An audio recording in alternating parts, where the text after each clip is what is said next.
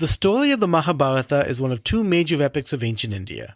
It is said to have originated in 400 BCE and has been retold millions of times since, going through numerous iterations and transformations as it traveled throughout India and into Eastern Asia.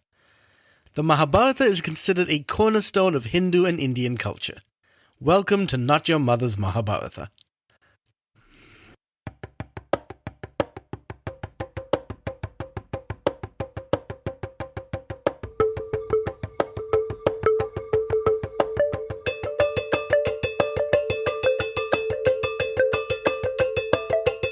This is not your mother's Mahabharata.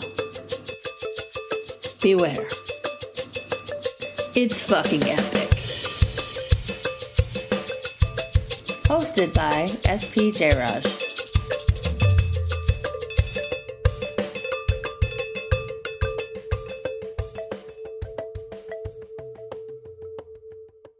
Welcome everyone to Not Your Mother's Mahabharata. I am your host, Satish Jayaraj. I also go by SP Jayaraj if you were to look for my fantasy and my recently released nonfiction book. With me, as always, is my wife, Azure Anderson. Hello, everybody. How are you today? Lovely. How are you? I'm good. It's Labor Day weekend. Woo! This is how we have chosen to spend our Labor Day weekend, by doing some wonderful storytelling work. It's a little bit of labor, but it's a labor of love. It's a labor of love. Oh, did I say that? I think you did. Oh my did. God. Oh, Yeah. What is this voice over here? Who is this? John McConville, hi. Hi, hello. Nice to have you here. Nice to be here. Yeah. Thank you for having me. Yeah, and you don't really know what this even is yet. Oh, I have a general idea. Okay. That's... I wanted to be surprised. Yeah. I figured I'd And be surprised that you're we- going to bring this. We fully appreciate that. Yeah. So tell us a little bit about yourself, John. Well, I'm a musician and a trivia author and host. I am a berry farmer. I have 3 bands right now. I think it was the same then. Couple cover bands. One's Okay. called Jawsy that I've been with for like 12 years. Nice. Another's called Panic at the Costco, which is all pop punk and emo band covers. And then the original act that I play with right now is called Butter Boys. Okay. Yeah. Butter Boys. Yes. Tell me, I'm curious about Butter Boys. Oh, it's. I mean, I never have a good time like describing anything like as far as genre is concerned. I think that genre is a bit more subjective than people. Objective, subjective. There's another thing I can never remember. I think Yeah. it's subjective. Subjective. Where it's about taste, Yeah. personal taste. That's subjective. Subjective, yeah. That's my one. Objective big, is if you're Yeah. looking at something and like it's an actual you could say it's like an I'm apple. objectifying you. Oh. Yeah. Oh, But okay. can you be subjectifying someone? I don't know. It sounds Subjectifying. worse. Yeah, it sounds worse to It actually subjectify sounds somebody. worse. Yes, it's because it sounds like you're like enslaving them. Yeah. Yeah, that's some dark That's what it- triad type yeah. stuff for Oh, sure. boy. Absolutely. Yeah. But Butter Boys. I mean, I like to just say it's a rock and roll outfit. you Rock know, and roll it's, outfit. Okay. Yeah, it's been a band for a while. I joined the band, I want to say about 5 years ago at this point. They lost their guitar player and their bass player moved over to guitar. I started playing bass for them. Okay. Yeah, and we're working on wrapping up a record that we've been working on for the last couple of years, and All so right. we've finally got some ideas of where that's going to go. And so, yeah, Nice. Phenomenal. Oh, very cool. Very cool. John, what is your familiarity with the Mahabharata? I know it exists. That's fantastic.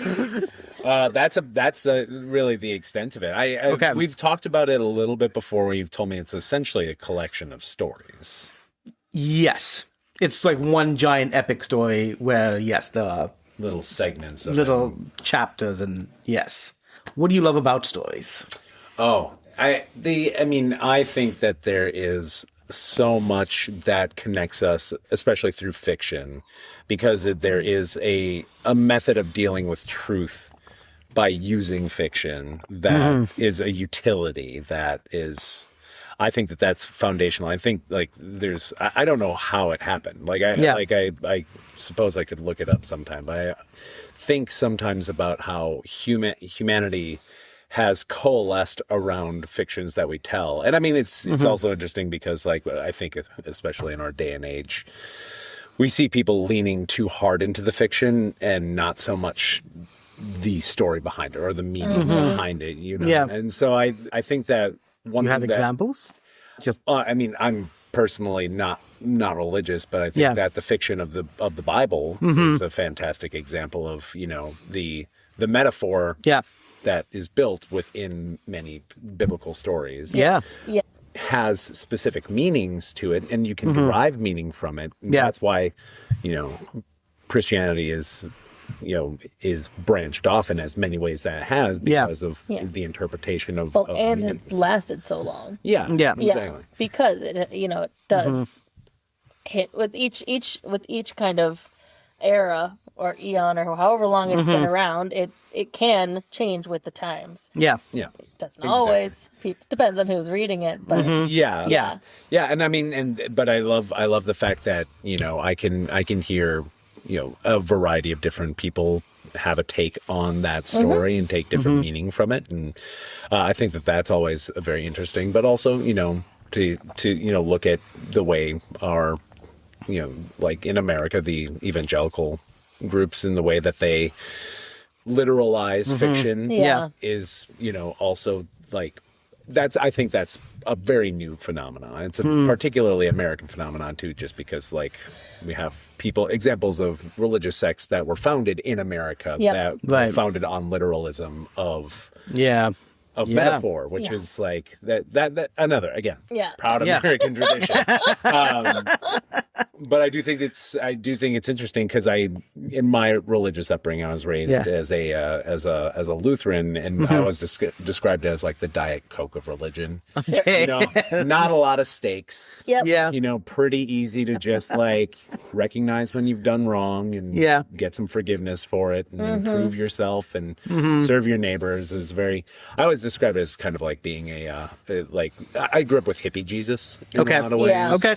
And my pastor growing up was also a very non-spiritual kind of person. Okay. He believed in the servant Jesus, which is where a lot of my understanding came from. But he also I used to get scared because of how real some of the Bible stories felt when I was a kid. Sure. And he and I would have like little private Bible studies where he would be like, this is where these metaphors came from. Like the book of Revelation. That's super cool.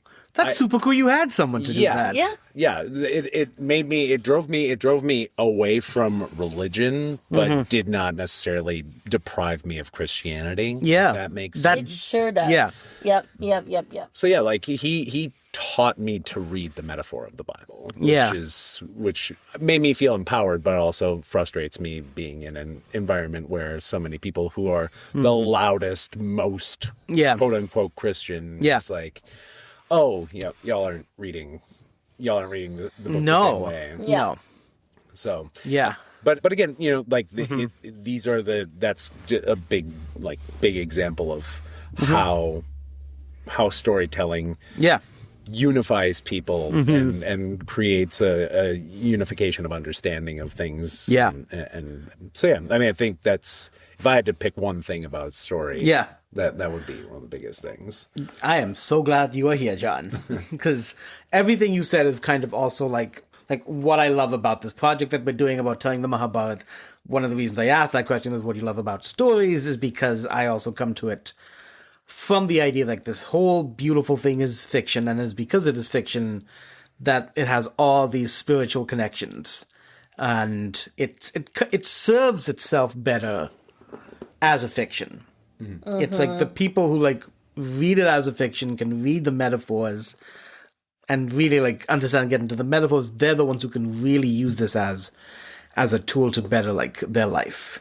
And so the idea of the Mahabharata is that it's just kind of this, it's this map of like big giant metaphors and everything happening in it. Like all the characters are like pieces of us or aspects of us. So now I don't know where that's going to fit in today's story or how deep we'll get into it, but it's a good fucking story. So I'm going to tell you a story, John. I'm going to tell you an Azure story. Azure knows of the story until this point, so she hasn't heard this either. That's kind of the fun about having her. I'm not allowed to read ahead. Okay. which is fine. I don't need. It's fine. I'll just let him tell me. You're liking this happen this yeah, way. yeah. Unlike my wife, she loves spoilers. Oh, I hate spoilers. Oh, it's like we're talking about her birthday present. Like I found something. I was like, oh, this is going to be perfect. And I didn't want to tell anybody else, but I was like, well, I need to tell you what it is, or else it's not really going to feel like your birthday present. So I already spoiled it for her, and she's like, oh, good, I get to look forward to that. Oh, my gosh. Hi, listeners.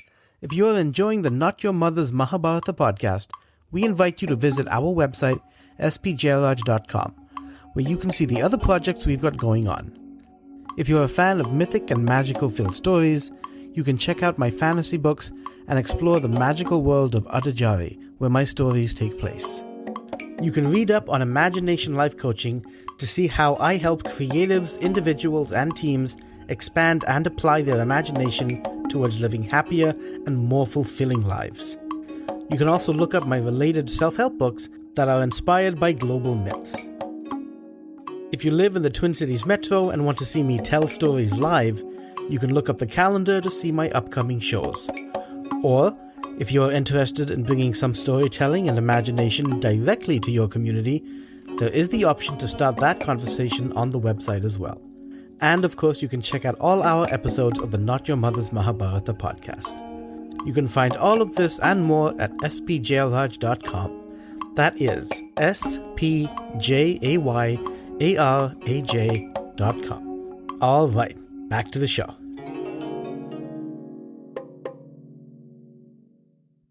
Here's where we are in the epic. So, and as I said, questions, comments, whatever. Okay. Here's where we are. So we have the Pandavas, and the Pandavas are 5 brothers. So Nakula, Sahadeva are the youngest. Arjuna is, well, the middle child. And then it is Bheema and Yudhishthira. Yudhishthira is the oldest. They're all 5 actually demigods, each from a different god. Okay. They are all married to Draupadi. Dramedy. Draupadi. Yeah. Draupadi. Yeah. So they are I all was like, that's where we got that from. So they are all married to Draupadi. You're having some weird facial She's thing to She's that. phenomenal. I mean, she has to be married to 5 brothers. She is the most beautiful person on the planet. Darkest and darkest of skin, born of fire. Yeah. There have been many men scorned by her, but these 5 brothers love each other so much that they were able to form a unit with her. Interesting. Mm-hmm. Okay. Yeah, and these are the main heroes of the entire epic.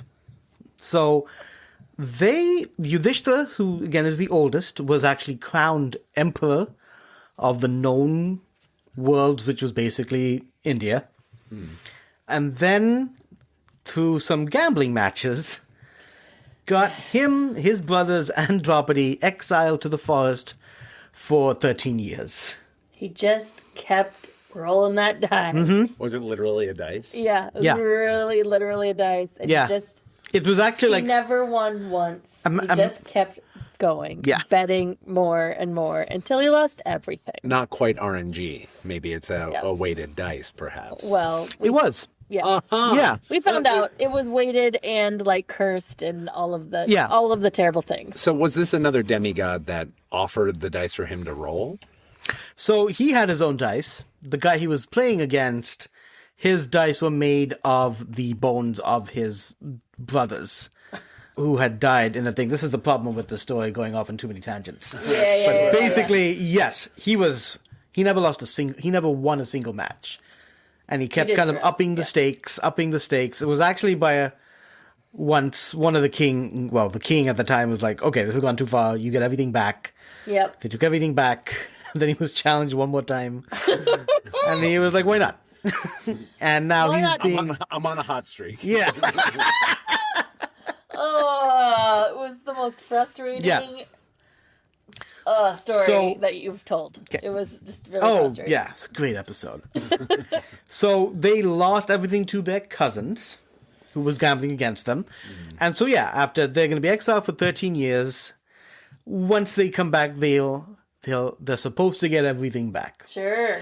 They know that that's probably not going to happen. So Arjuna, middle child and the most skilled, especially at archery, and the most like warrior-like, and they're like Kshatriyas, which are warrior kings, and Arjuna's always been the best, like on the battlefield. Arjuna has gone on his own pilgrimage, where he went to the Himalayas and then to the heavens, and his is attached to get holy weapons. So he's on a way to just get all these amazing weapons. The 4 remaining Pandavas and Draupadi stuck it out for a while, and then they went on their own pilgrimage, visiting all these holy sites of water, and then also made their way up the Himalayas. To meet Arjuna when he So comes they down. will meet, so they hope to be... Yeah, I was wondering In the if Himalayas. did they follow the same path, or they have a spot that they know? They have a spot at the top where they know that someone basically came down from the heavens and said, Arjuna's going to be... When he comes down, he'll come down here. Okay. Like, hey, So- I saw your husband, brother. He told you to meet him there. You know, it was like the 90s, you know. Yeah. Meet at this spot at this time, and if you're not there, we're leaving without you. You Yeah. know? So... This was the top of the Himalayas. Yeah.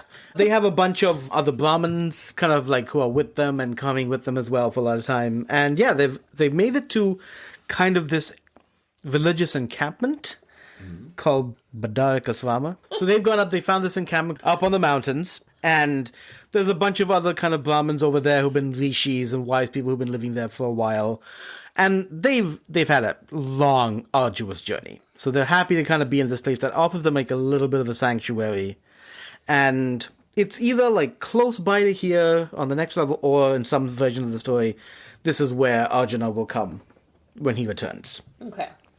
But they have some time right at the moment and just enjoying being in this place. And Getting pedicures and... yeah, Yeah. like getting So spa No, treatment. got pedicures last time. Mm-hmm. they Yeah. actually got pedicures? No. In our version, yes. But our version has a lot of weird tangents. At this point in the story, Bheem and Draupadi, they kind of have just taken to going on to like walks through the woods and getting deeper into these forests. Bheem, just to give you an idea, is the strongest of the Pandavas. And he's like, definitely, he is the son of the wind. So to me, it's like being like a son of Thor sort of idea. Sure. And yeah, so he's always, strongest, pummels demons all the time. Just the thing he does. Big guy. Big, lovable Bheem. Okay. Yeah, but also beastly and passionate when he wants to. The Yeah. one you can cuddle with him, or he will crush you. Yeah, yes, yeah. Exactly. So, yeah, they are walking through the woods, and there's a gust of wind, and they get this amazing fragrance that just kind of passes by them. I'm like, what was that? So they go deeper, and they just kind of trace it with their nose, and they find like a little like red flower with like golden outlines. And this is the Sokandika. These are flowers that are actually from the heavens. Okay. And so they found one here. That floated on down, little seed floated from the heavens. Cool. That's what it seems at first. Yeah. Okay. But usually when there's smoke, there's fire. Yeah. You see one, there might be a field of others elsewhere too. Bheem does smell like a strong gust. He's like, there are many more flowers this way. There's probably a bed of them. And Draupadi picks up the flower and she's like, I'd like to give this to Yudhishthira, oldest brother. But I would like some more for myself. Sure. And by the time they kind of dug and came to this place, it was late. So Bheem, being wise, is like, we were kind of warned about going too far into these forests, into these jungles. And so I'll come back tomorrow. So they go on home. She gives it to Yudhishthira. Bheem, crack of dawn, gets up, grabs his weapons, and goes flower hunting. And a little basket. Huh? Does he have a little basket for his flower? Oh, he should have thought of a basket. There was no mention of a basket. Oh, he's gonna make a little bouquet. He has big arms, so I know, but he's going to squish him. yeah. Oh, I really wish he had a basket on the back of his sword or something. This is Beam. He thinks very much in the moment. That's true. He'll figure it out. Yeah. Oh yeah, I mean sometimes you have to improvise. Yeah. Exactly. Maybe he'll take off his shirt and you can put the flowers in that.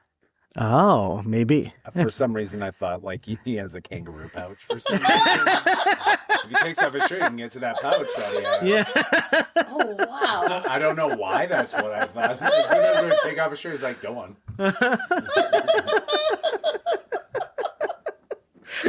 I wish. Frolics through the forest, and the forest then it does start to get dark, and it just gets kind of quiet.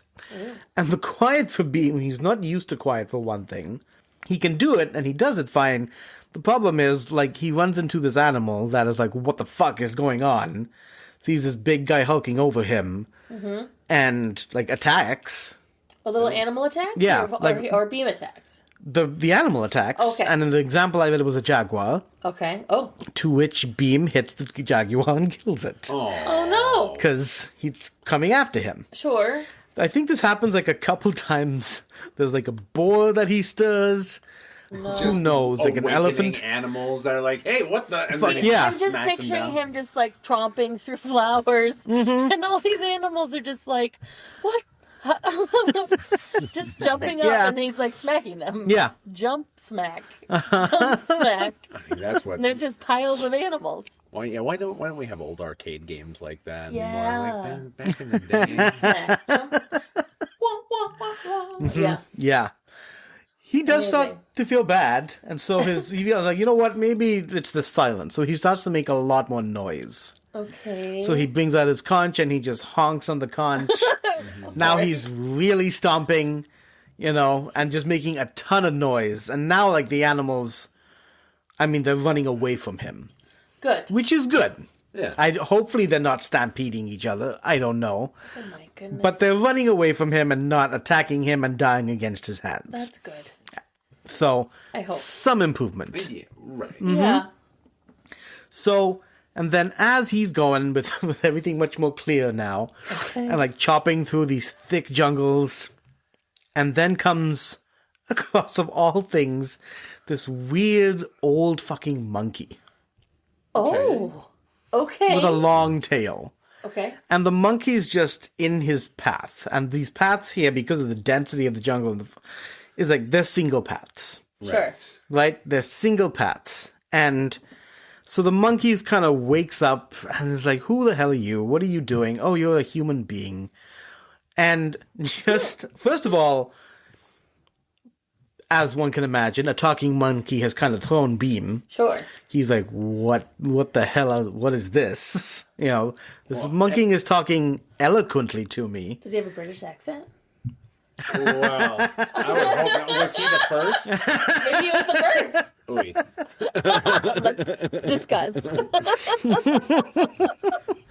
Sir Alvington Monkeyworth. That's where the accent Yeah. came from. Was this monkey? Right. Yeah. Obviously. Okay, but actually, Oh no. it's not Old English, but it is like the language from an earlier time. Okay. So it's understandable because of the similarities, but it is actually like an older language. Okay. Almost like if somebody started speaking like Middle English to us or something. Yeah. It's like, Exactly. I'm picking up something here, but Yeah. Yeah, I can understand you. I can tell you're But- mad at me. Yeah. yeah. I mean, Yeah. sometimes Yeah. I definitely find myself in some situations where like somebody's speaking another language, but because English has borrowed so much Yeah. from so many, there's like times where I'm like getting context. Like the first time I ever saw the movie Let the Right One In. Okay. For some reason, like while I was watching that, like I have the subtitles on and everything, Yeah. like, but for some reason I could kind of understand what they were saying at certain times. Sure. Yeah, and that's just like a thing that stands out. I'm imagining it's gonna kind Yeah. of like a similar sort of thing. It's like, Yeah. well, how am I understanding? Yeah. And we'll say, Middle English so that we like Shakespearean English Yeah. to us. Sure. Sure. So, which makes it even stranger to Beam. And Yeah. then this dude is like chastising him. It's like you're coming in here, you're making all this noise. He's just a grumpy old man. You've Squishing killed all these little animals. right. You're squishing all these animals. You're a human being. You're of a higher intelligence. you don't need to do that. Like, why did you just come in here? You're just going, like, what's wrong with you? Like, what are you doing? And Beam is just like, what the fuck is happening? For quite a while. Then, of course, all the chastising continues, and he's like, you're the strangest thing I've ever seen. Just like, who are you? Like, how is it you're able to talk? And, you know, he just really kind of gets back and, like, argues with him a little bit about nothing. And starts to, like, I just need to get over you. And that's where I'm going. I don't know if I need to talk to you anymore. And the old monkey is like, it's an old monkey. And he's like, just go over my tail, get on your way. And, like, Beam is, like, about to. He's like, I can't. He sees it as a thing of disrespect. Sure. You know, just like. He is an elder, even if he's a monkey? He is an elder, and, like, he's a speaking monkey as well. Yeah. Beam didn't want to be disrespectful to the old monkey. Beam doesn't want to be disrespectful to the old monkey. He didn't strike me as the kind of person that was like, I take offense because you won't get out of my way. Yeah. Like that. Yeah. Yeah. He did ask for that, and the old monkey said I'm just too old and tired. You know, I was trying to rest until you kind of came stomping through here, making a bunch of noise. Sure. So in some versions of the story, I'm pretty sure that there is that. It's like where he is offended that the guy doesn't get around, so I'm just going to move your tail aside. Okay. But I like this version where it's like I can't step over you. It's too. I'm not allowed to step over you. It's too rude. It's disrespectful and it's rude. You're a weirdo, but you're still, as you said, like an elder. Mm-hmm. So. And the monkey's like, well, I can't move it. I can barely move myself. Go ahead and move it on your own. Just shift my tail. So Beam is like, whatever, you know. This is really weird. You're an odd old monkey. The only other monkey I know like this is Hanuman. And this is not at all like that. And so and then the monkey's like, who's this Hanuman you speak of? And then Beam gets like, before he even reaches down to pick up the tail, like, you haven't heard of fucking Hanuman? So... I haven't heard of Hanuman. You haven't? I was just about to ask you if you've heard of Hanuman. So Hanuman, I do have. This is Hanuman. Yeah, by the way, I just handed John a bronze statue of Hanuman. Maybe we'll take a picture with the two of you together. Yeah, there you go. Mm-hmm. So I'm telling you a story from the Mahabharata. Before the story of the Mahabharata, there was another epic story known as the Ramayana. In the Ramayana, I mean, a lot of things happening in that, but in that it's mainly a battle between Ram and the demon Ravana, who has kidnapped Ram's wife. Hanuman becomes a great ally to Ram. And there's a point when he grows to, like, the size of a mountain. No, I'm sorry, it goes up to bigger than a mountain, because there was a rare flower, again, it's a flower, on a mountain that had the power to heal. And Hanuman didn't know which one it was. He just knew it was on the mountain. So he picks up the mountain. He grows to a giant size, picks up and brings the mountain so that they can scurry up it and find the right single flower. Which one is it? Mm-hmm. Yeah. So, supremely known, powerful, also, like, as Beam tells this old stupid monkey, is like, by Beam's account, yeah, tells him that he is also the son of Vayu like me. Like, he is actually like I've never met the guy, but he's like my brother, and the fact that you haven't met him is so ridiculous. What the fuck? Whatever, we're done. Goes down, picks up the tail, and can't pick it up. Oh. Cannot pick up this tail. And, like, you know, does everything that you can imagine. Like, really trying to pick up this Thor's hammer of a tail. There's magic afoot. And he cannot figure, like... A tail. Yeah. He feels his strength kind of draining from him. Oh, no. And is just so thrown by, like, what in the world is going on? Why can't I pick up this tail? Why am I losing strength? And he goes to the monkey. He's like, who are you really? And there's some back and forth. And then the monkey changes form and reveals himself to be Hanuman. Oh, I love that. He's like, who's Hanuman? Oh, I've never heard of this guy. Tell me about him. Is he cool? Yeah. Is he handsome? Would you want to hang out with him? Yeah. Totally. What's your favorite thing about him? Tell Is me. there anything you don't like about him? Tell me. I won't tell anybody. To which Beam said, "No, there's nothing I don't like about Hanuman." And the monkey smiled and grinned. Yes. Yes. Very nice. Oh, tricky. But he gets to meet Hanuman. Has he ever met him before? He's never met him before. Oh my God, he is fangirling out. He- He's just squealing. He's dancing on his toes. Yeah. I can just, as high pitched just as he can go. He's blaring his little horn. He's so excited. He is excited. This is all of that is 100% true.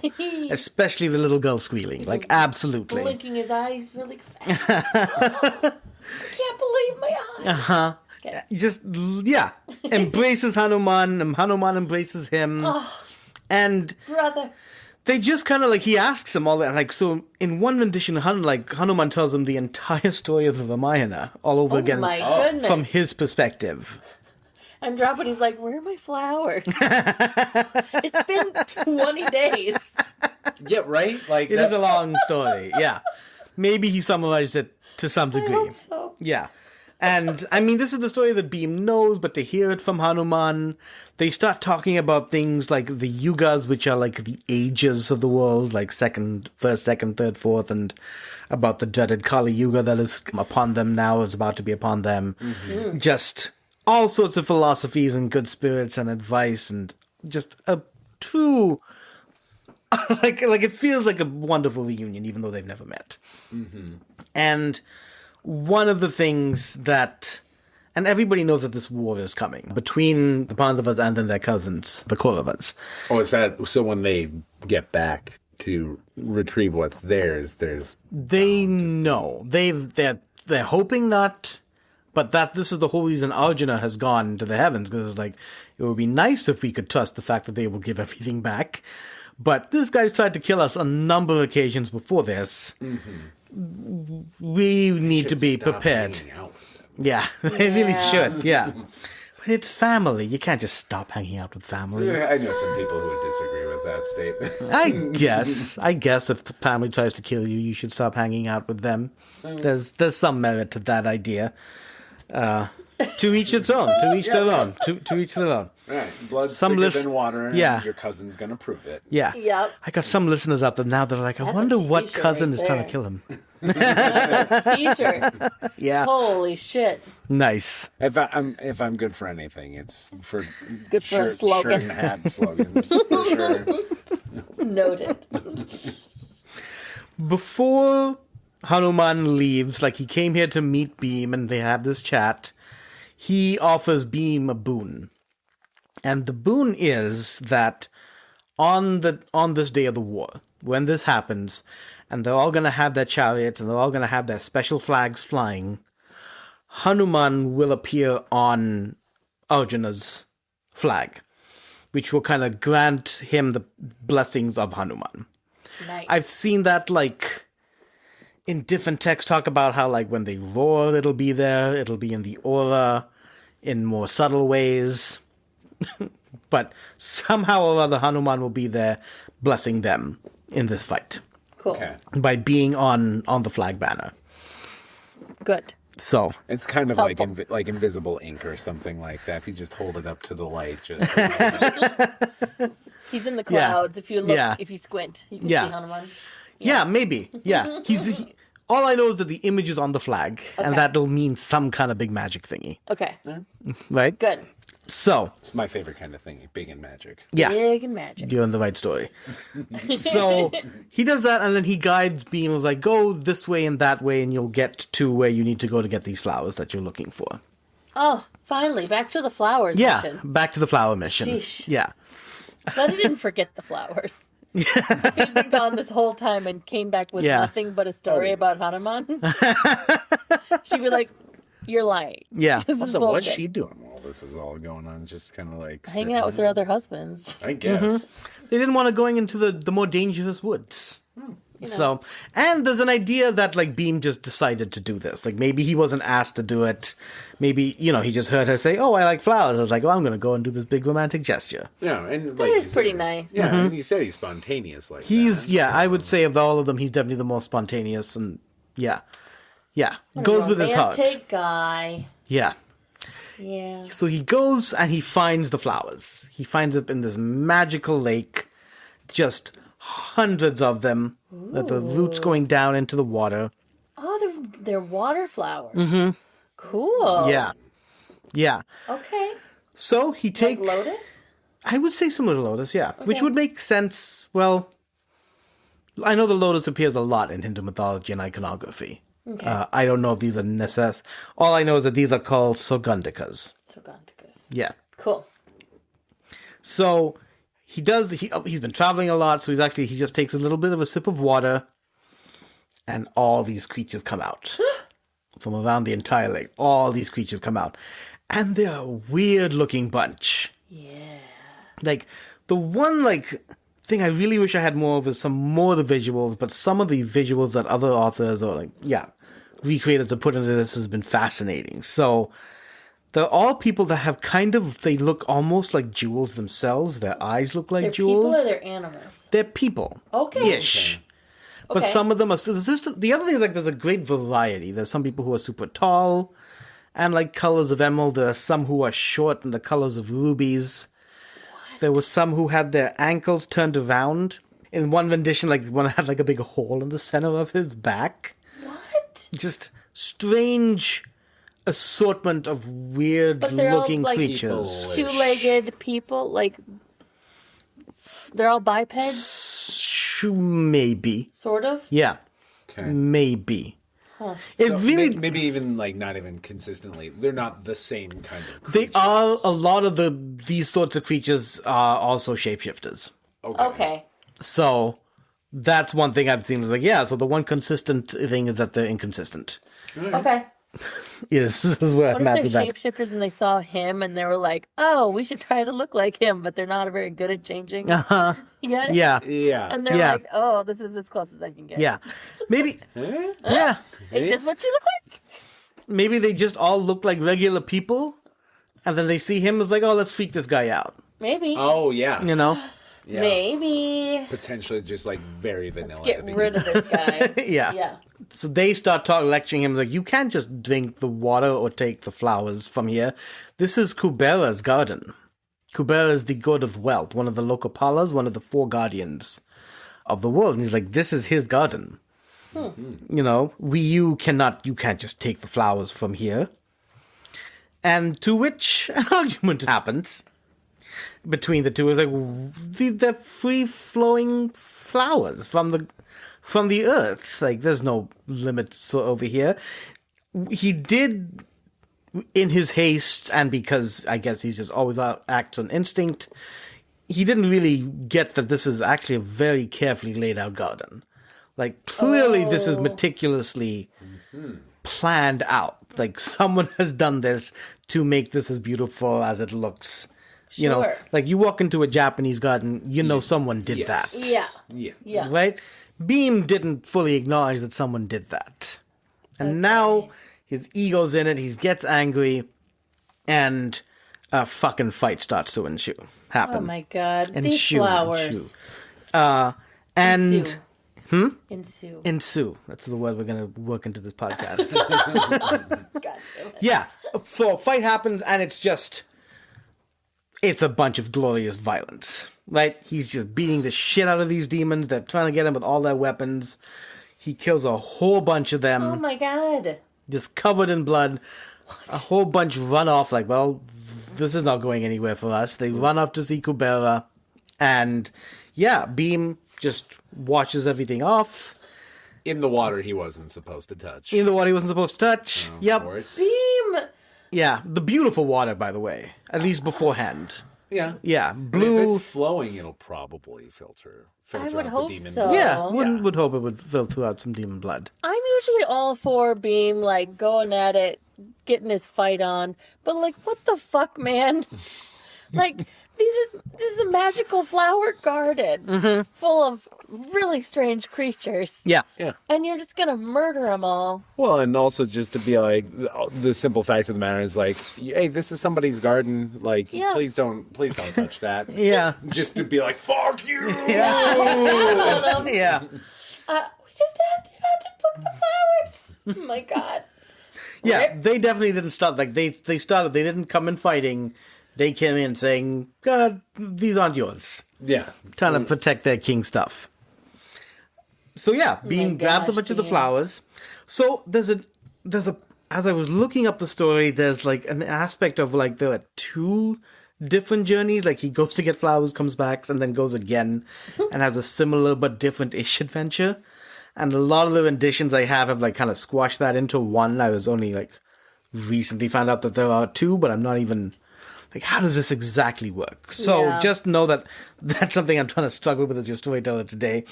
What does happen is that Yudhishthira and Draupadi, they have trouble finding. They're like, where is Beam?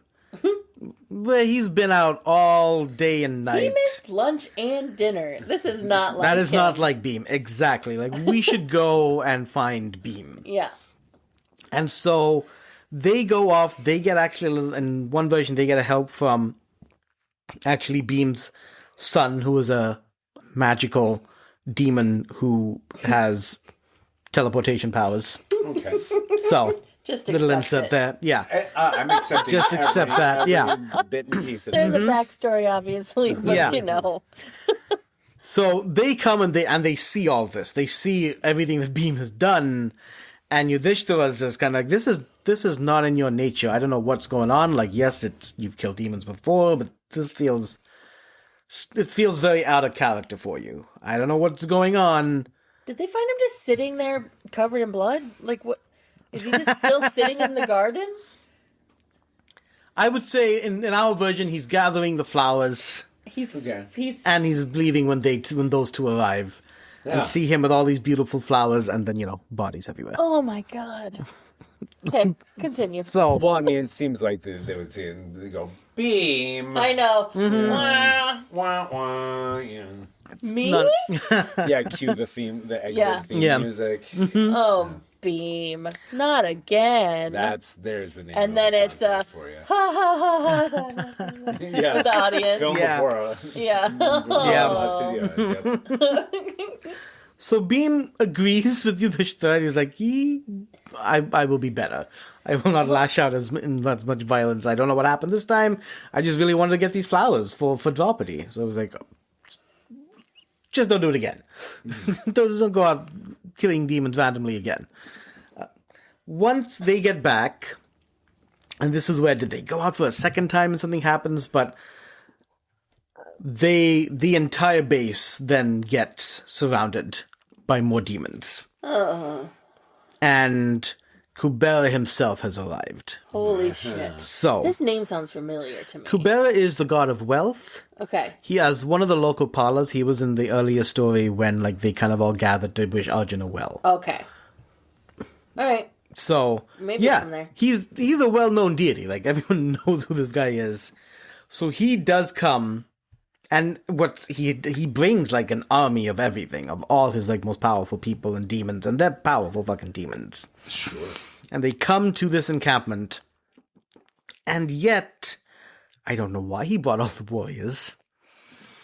The first conversation he actually has is with Yudhishthira, and where he explains that this thing that happened, and even my best friend actually got killed in this. There was one big mightier demon who Beam killed. But the reason this all happened is because it is part of prophecy.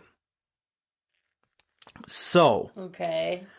long ago in an earlier age, and Kubera and his friends, including this guy whose name I shamefully can't remember, so we're going to call him Mr. M. Okay. So, Kubera and Mr. M, just part of this big procession, this big gathering of all these deities and sages. And there's a sage there named Agastya. So sages are human beings. They've lived for hundreds, maybe thousands, or maybe even immortal lives through just their devotions and their practices. So Agastya is one, and right now he is actually in the middle of doing the sun salutations, which is the yoga move, but then also a worship of the sun. And a worship of the sun god. Mm-hmm. And Mr. M, going past, spits on the guy's head. Mr. Just M. was sees this human being doing these austerities, and he's like, and just spits on his head. Come That's how you on. start trouble. Exactly. And so Agastya curses both of them. He curses Mr. M that you're going to be dead at the hand of the mortal, and then you can't really kill like a Lokapala.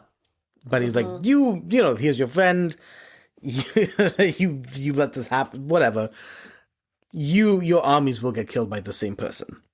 Like, your armies will also get killed by the same person.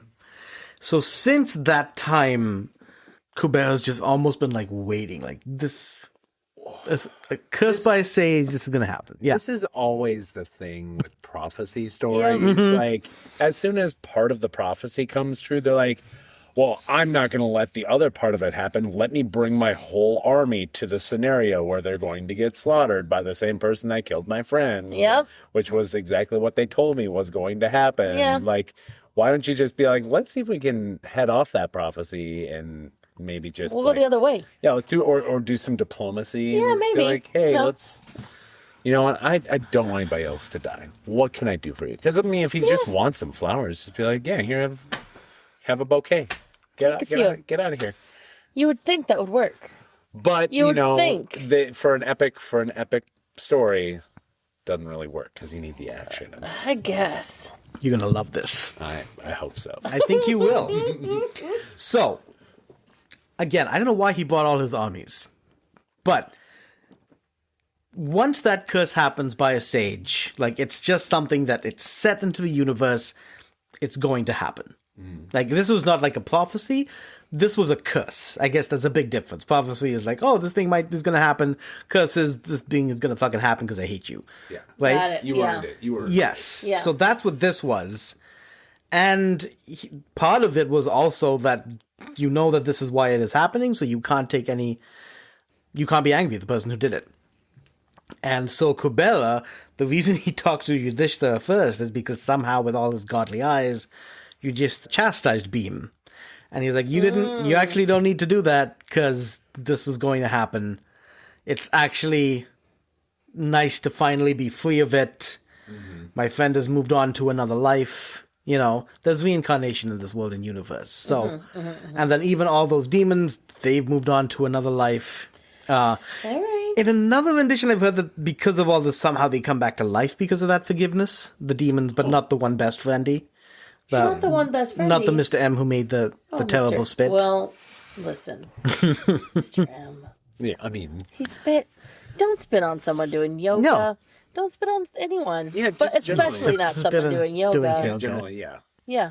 In any age, right? Any In age. any age. Yeah. Yeah. I mean, there was controversy about some soccer official getting spit on in Seattle yesterday. Oh Oh. my gosh. Will no one ever learn? No.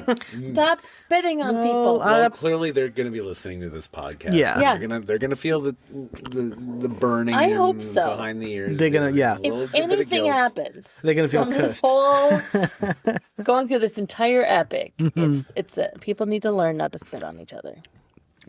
Sounds good. I think so. Sounds good. That's all I hope. Yeah. My hopes and dreams. So Kubera actually welcomes them and is like, just come spend some time in my abode.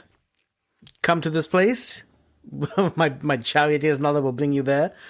And Yudhishthira's like, well, we're here waiting for Arjuna. And Kubera, being involved in some of that story, is like, there's still a little bit of a while before Arjuna will come here. So in the meantime, come back. They just come, spend some time. It'll be like spa level 2. Yes. Nice. You know?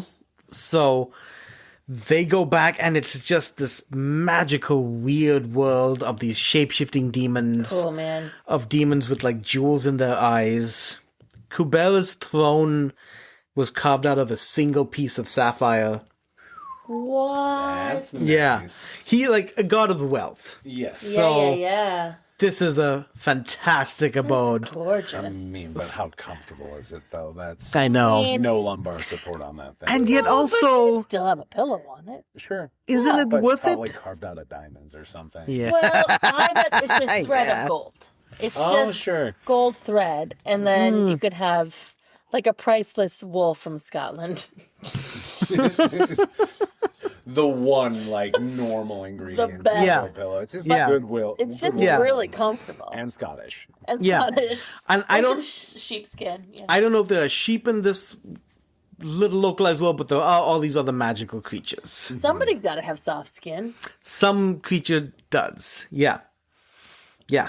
I don't know the details of that, but maybe they got soft diamonds, soft jewels, or maybe they're also just in another realm. And comfort Sure. is a whole different thing because Yeah. it's that close, like they're in the Himalayas. And the fact that you have all these other creatures there, the fact that this is Kubera's domain with all these weird riches and things, maybe they're just in another realm. Sure. Maybe he Where hovers Sapphire above, is as like comfortable an as inch. cotton. Maybe he hovers above the sapphire like an inch. Maybe he does. Oh, that sucks. If I had a sapphire throne, I would totally want to be touching it. Sure. Yeah. But I mean, you can always touch it, but sitting on it, though. Yeah. Yeah. The form and the function are always. I would want to be bare naked touching as much of my body to sapphire. No. I think that's Or. Maybe it's formed And just- completely to his body. I was going to say, that's probably. Oh, what it is. yeah. Anybody else. Every little nook. Yeah, anybody else sits in it, Yeah. no. But Everything fits just absolutely. right. Yes, absolutely. That's yeah. I shouldn't want that throne, but it's kind of fantastic. You still do. I know. I can see it in your eyes. I do, and I know I won't be happy. It'll be rich and uncomfortable, but I might still want it. Yeah, America. Yeah. God bless America. Yeah. So they have just the wonderful grand time, and then eventually they return back Okay. and just continue to wait for Arjuna.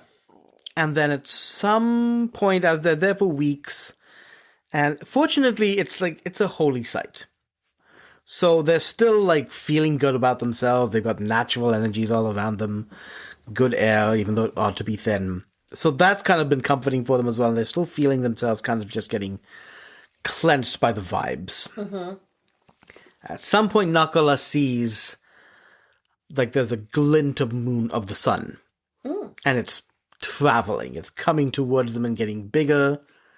And so they rush towards where it's going to land. And then it is this saucer. This giant, dish. okay. Okay. And comes there, door opens up, and out comes Matali, who we have met before, who is the person who's been driving this thing. And then out comes Arjuna. And then out comes his father, Indra, who also wanted to come to drop his son see back everybody. off. And Make sure see you got everyone. there safe. Yeah. Had he been in heaven? Yeah. He had been in the land of the gods, so yes, the heavens. That's where Arjuna had been. That's where he went to get the celestial weapons. Right, but their father was. Well, Their father, Indra, He lives there. is the king of the gods. Oh, okay. I Yeah, see. Okay. Mr. And one of those other Lokapalas, actually. Sure. But yes, king of the gods, king of the devas. So, yeah, they come back, and like as far as like this craft has taken different shapes. I've seen it described as a big alien, almost sounding saucer. Yeah. That's where my mind went. it's Yeah, pretty amazing. And I've seen the National Geographic advertisements for that say that that's what it is too. There's like ancient Indians or something like that. In other editions, it's driven by magical horses in a chariot. Sure. So, and one rendition, it's one thing on the way there, and then it's a different thing on the way back. And personally, I'm like, you just wanted to get both those versions out there for the listeners. Oh, for the readers in this case. Yeah. And I totally support that. Sure. So they come down, and the Pandavas are just thrilled. Here is Arjuna, who is... Arjuna, we missed you. Like that? Yeah, exactly. I would say he's almost the most beloved. You're the best. Sure. I would say that. Opinions would differ, but he's back. You're so handsome. Yeah, all the cheers from the Brahmins as well. You smell better than those flowers. Oh, yeah, that might even be true, that one, too. Because he had... You're my favorite husband. Oh, that. Oh, Just kidding. I mean, it might be true, but was the wouldn't first. say it out loud. Yes. The first husband. Yeah. It was the one who got them all married. Yeah. Do you want that story? I mean, if you Yeah. want a moment. So, at the time, the Pandavas were again roaming the forests, and they entered a tournament, which was a Swayamvara, which was basically whoever wins that wins Draupadi's hand. Okay. So Arjuna, being the most skilled archer, won Draupadi's hand. One. All the Pandavas were happy and also like, oh man, like she's super hot. We like her too. Went back to where they were like kind of hiding out. They were like hiding out as beggars. And his mom was like cooking dinner and some shit. And Arjuna's like, Mom, come check out what I've won. And without turning around, she goes, good job, honey. Make sure you share it with your brothers. And that stuck. Wow. Wowzers.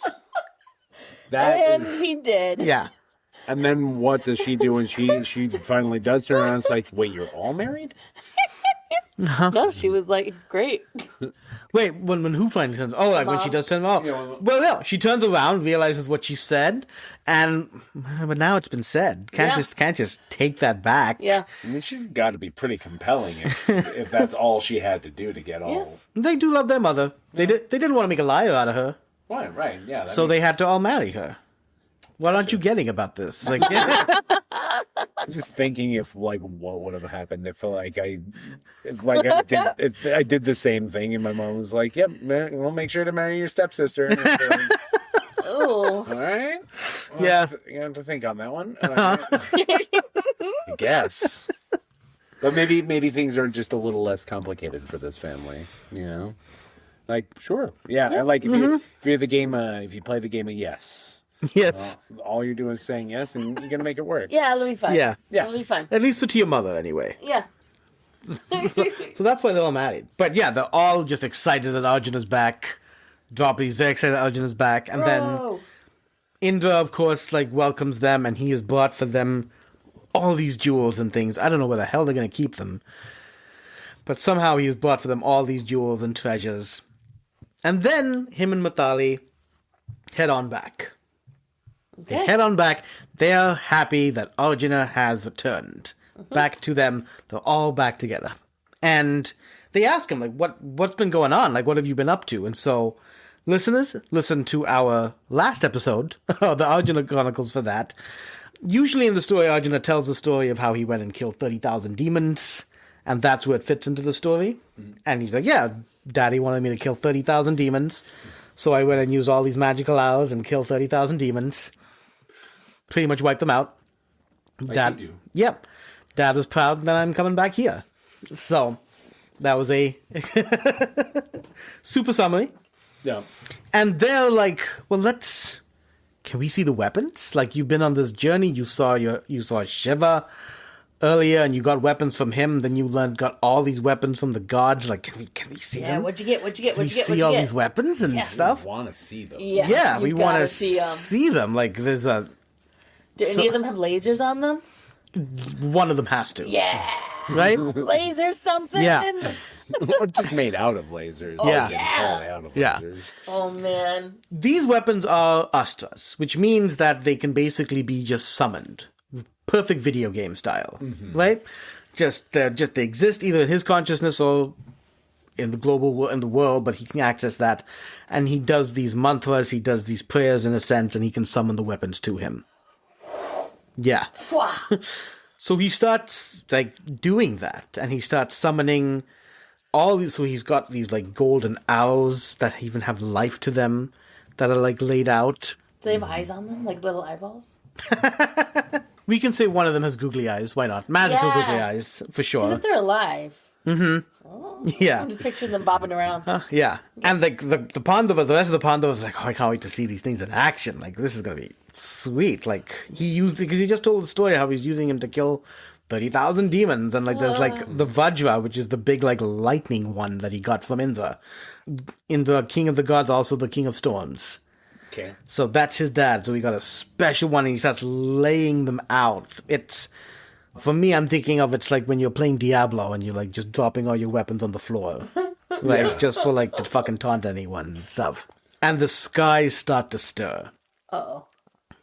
And there start to be lightning flashes in the air. There are no clouds. But it does get dark even though it's in the middle of the day. Uh-oh.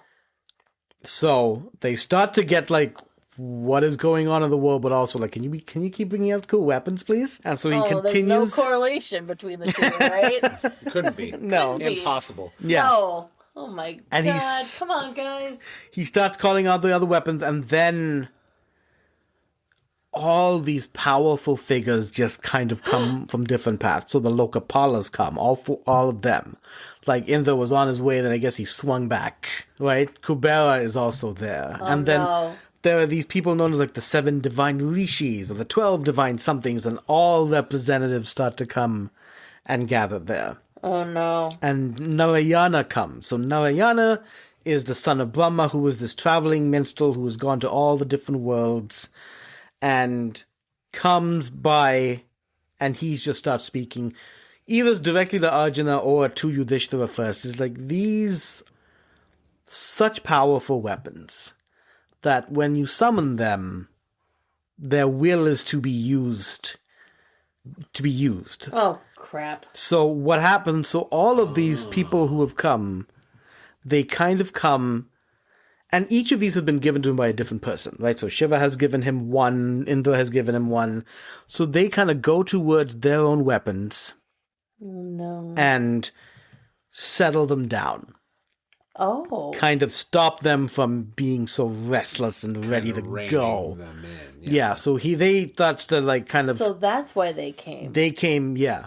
Okay. Because to have all of this happening, especially all in one area, so they have come to kind of quell that high energy Okay. of this happening. And I mean, that's a hell of a way to set, their usefulness in the final scene of the final battles. Sort of thing. Yeah. It's like, you remember when the skies darkened and the lightning came out of nowhere? Oh my and God. all of these deities came around to calm the weapons down. Oh my God. I thought they were coming to steal them.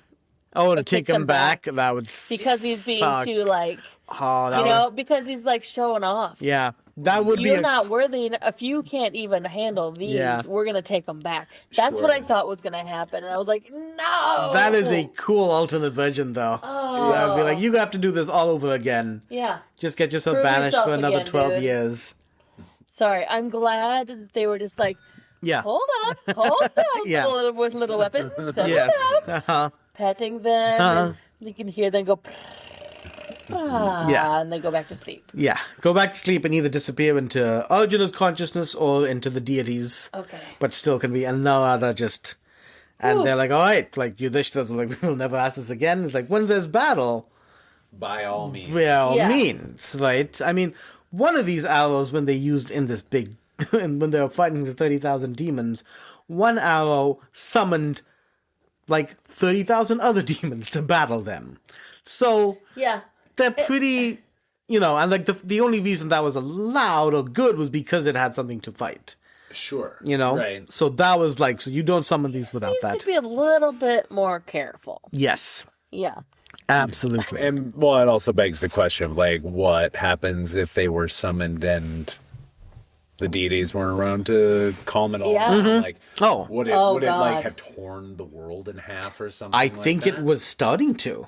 I think like that was all the storms and the lightning was that it was starting to, and some of these arrows like single arrows have been told like don't use this unless absolutely necessary or it'll end the world. Yeah. So yeah, to have those like it's like all the nuclear buttons. Yeah. All in one All of them place. is like, Yeah. what's this one do? What's this one do? It's all Yeah. in him, basically. Yeah. Oh my God. So Narada talks to them, and then they calmly pull away all the weapons, and they know not to do that again. But the Pandavas at least Yeah. still saw, like, oh my God, like Arjuna's, and Arjuna is pretty calm about this. Okay. Like he puts them all away, and I've been on a long journey. I'm going to go to bed. Sure. So like he told this whole story as well. So he's fairly calm. And Beam was like, that was madness. No, it's been a hell of a couple weeks here, you know? You see that? Oh, Beam. And yeah, that's where we'll end today. So, yeah. Oh my God. Fun. You'd be real stressed out there at the end. I was really stressed out. That'll be quite the cliffhanger, Oh yeah. my God. Yeah. Cool. Wow. Yeah. There you go, man. So, Love that. Mm-hmm. Oh no, I know what happens. But what about the flowers? I was gonna ask. So did they bring him more flowers? I think they got. Oh, who did bring more flowers? What's his face? What's the king? Kubera? Yeah, did Kubera bring him more flowers when he came to visit? Did they at least get to walk or did away he, with like, a couple of them? Seriously. They got to no because they they spent brought- time with. Beam grabbed that whole armful and went back.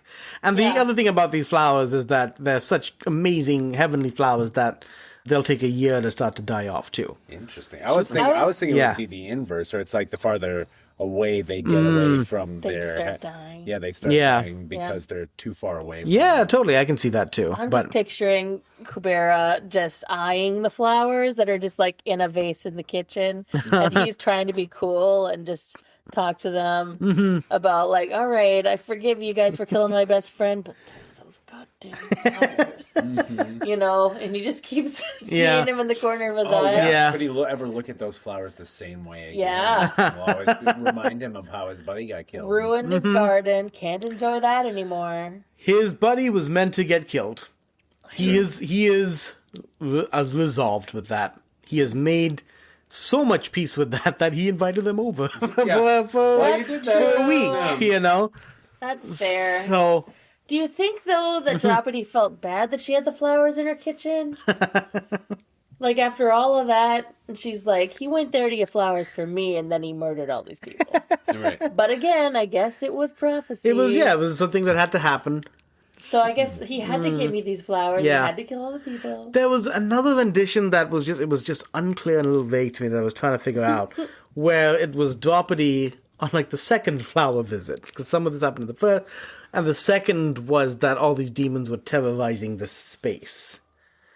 So it was part of the idea. It was like, just as Arjuna did some things in the past that killed a bunch of demons and saved a lot of people, you also have the strength to do this. Yeah. So in a sense, it was her like encouraging him to do that. Okay. I don't know. Yeah. Well, it seems like there's activity, like when you do things that cause demons to summon, like, is there like an innate, like, oh, we probably shouldn't do that. Or, like, we should probably get out of here or something like that. Yeah.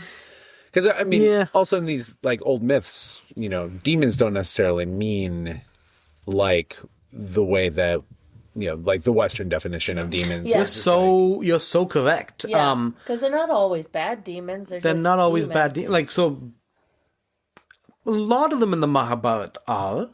Apparently, the Ramayana that I mentioned, that apparently they were not all. Most of them were good, but there were some bad examples, like evil examples.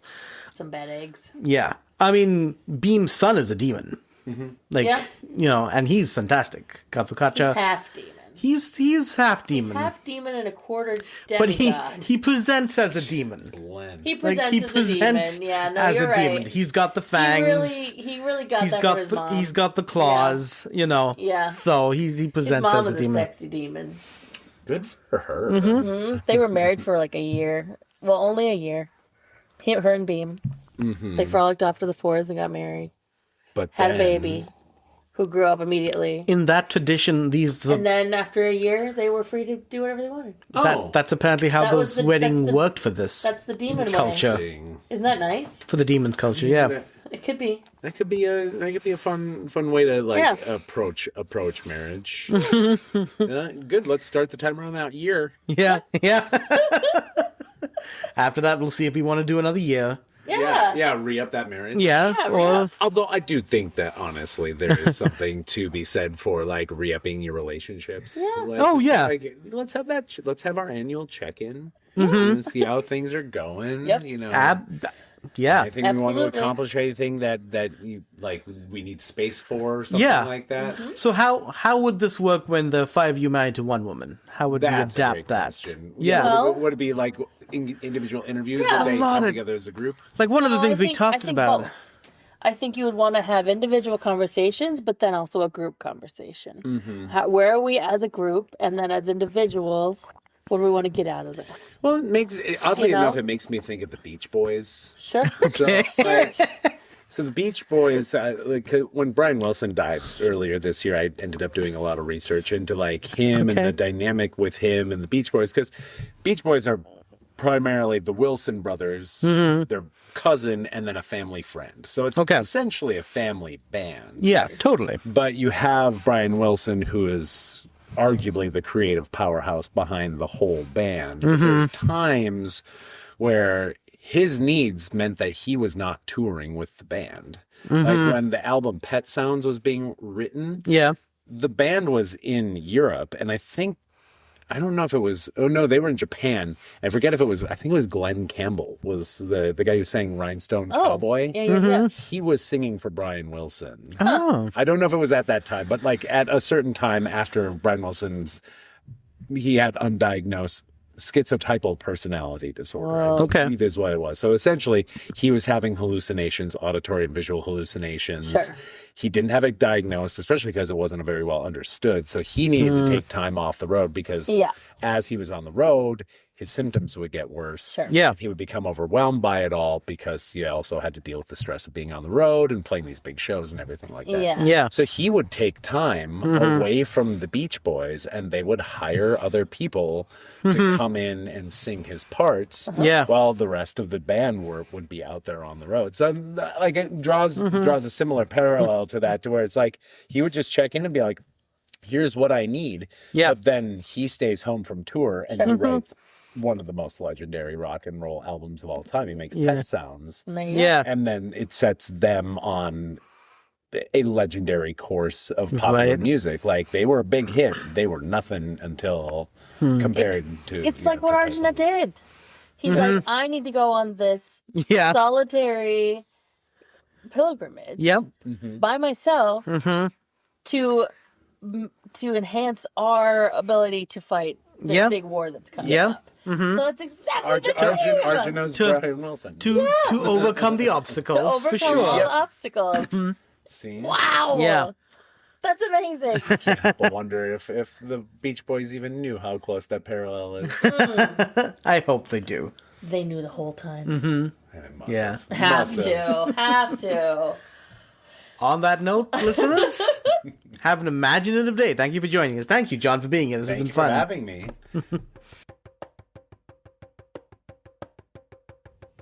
Thank you for listening to this episode of Not Your Mother's Mahabharata. Please like and subscribe to the podcast so that you don't miss our next episode. My name is Satish Jayaraj, and I am your storyteller and researcher. My wife and co-host is Azure Anderson. Azure also wrote the theme music, she did all the editing and producing, and essentially did all the work to get this podcast to you. Without her, it would just be me swearing ancient stories to friends in our living room. If you want to support the podcast and hear additional content, you can do so by becoming a member of the podcast on Patreon at patreon.com/NYMM podcast. We would like to thank our current patrons for their support. Errol the Hamster, Dinosaur Sauce, Praveen Prem Kumar, and Mitchell Kusek. Have an imaginative day.